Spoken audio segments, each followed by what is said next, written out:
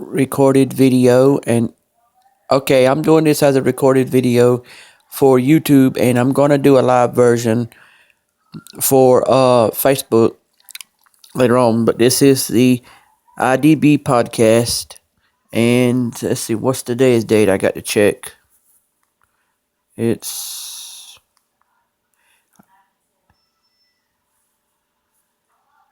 February the 20th, 2020.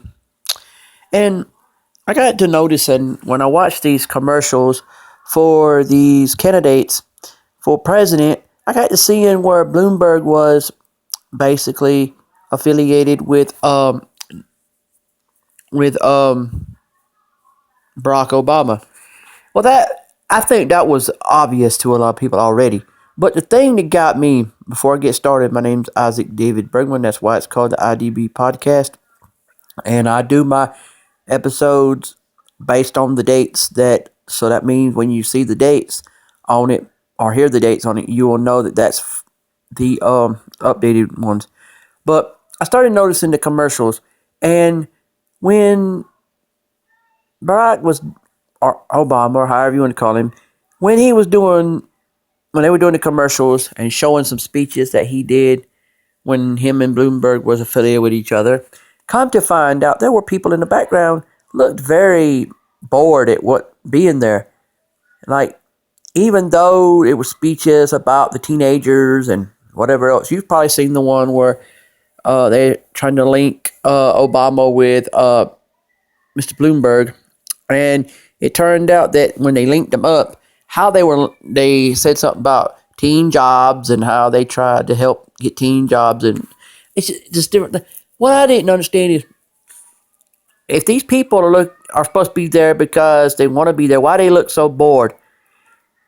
I came to the conclusion that they weren't there by choice. They were probably paid to be there.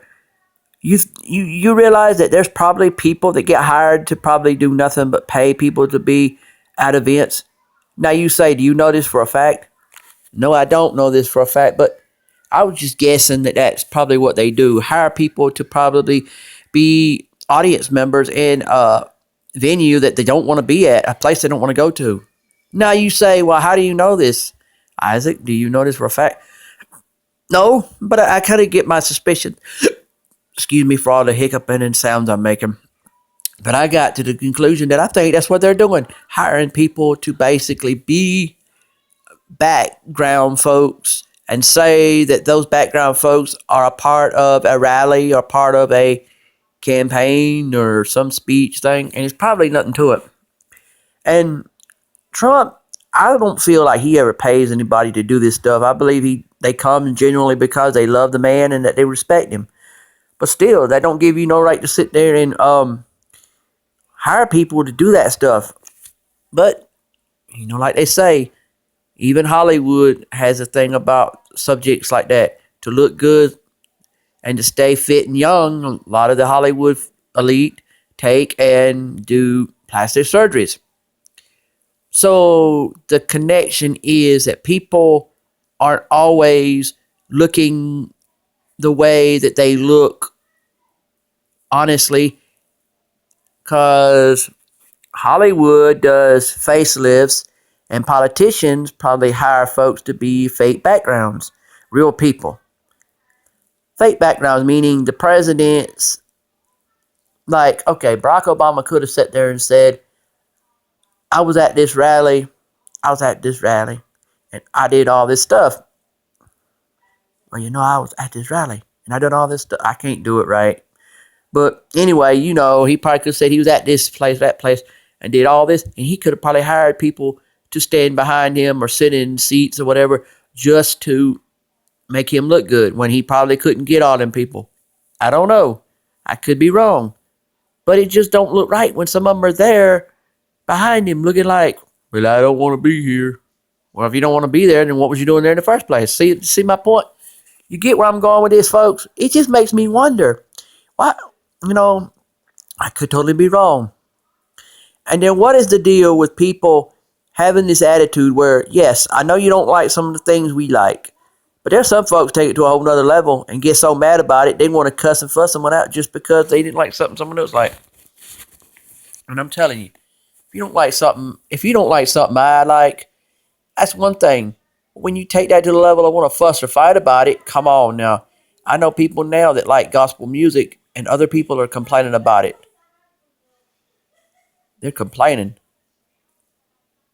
Truthfully, I don't understand the whole thing.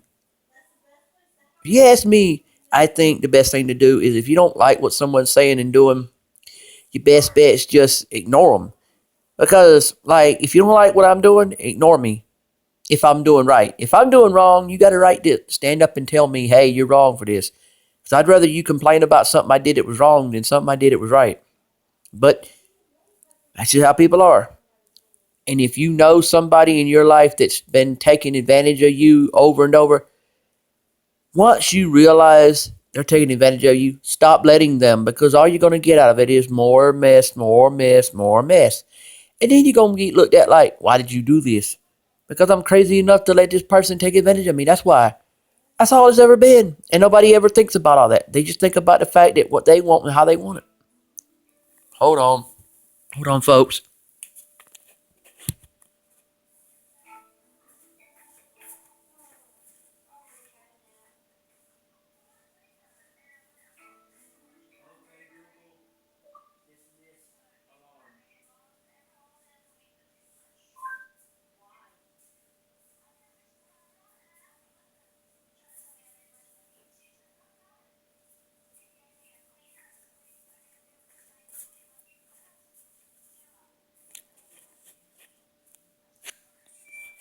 Okay.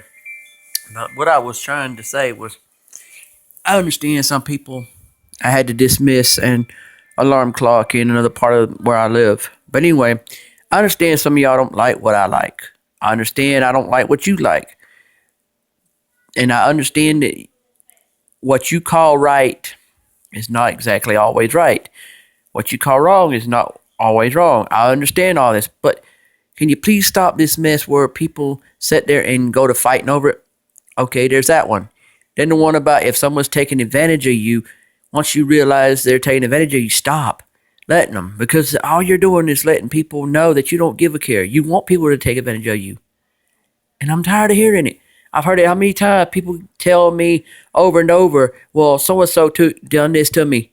But then the next thing you know, somebody else or either them themselves are telling me what they're doing for the person they're complaining about.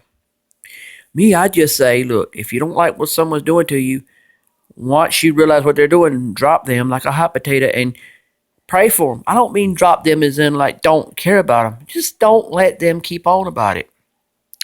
See how God is. God's the kind of character that says, if you're going to do something for other people, pray for them.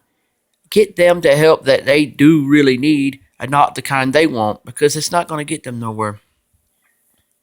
And what is this